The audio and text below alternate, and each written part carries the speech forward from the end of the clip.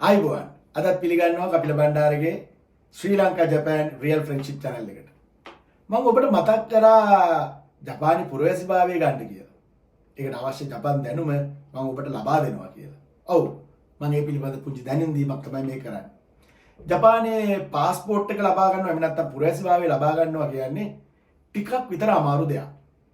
එච්චර ලොකු අමාරු දෙයක් නෙමෙයි ඔබට සුදුසුකම් තියෙනවා. මෙහිදී ප්‍රධාන ගැටලුව ප්‍රධාන කඩයිම වෙන්නේ ජපන් භාෂාව. හිරගන, කතගන, කාන්ජි සාමාන්‍යයෙන් පාසල් යන ජපන් දරුවෙක්ගේ තුන්වෙනි පන්තියේ දැනුම ඔබට තියෙනවා නම් මේක කොට දාගන්න පුළුවන් කියලා කියනවා.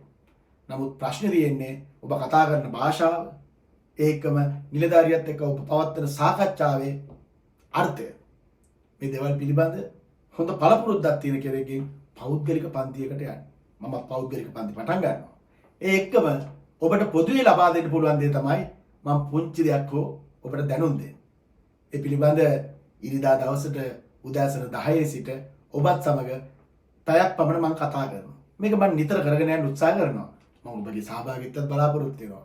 එන්න ජපානයේ පුරවැසිභාවය අරගෙන ජපානයේ પાස්පෝර්ට් එක ඔබගේ අතට ගන්න නම් අවශ්‍ය කඩේම ජපන් භාෂාව පිළිබඳ දැනුම ලබා ගන්න. ස්තුතියි මම කපිල බණ්ඩාර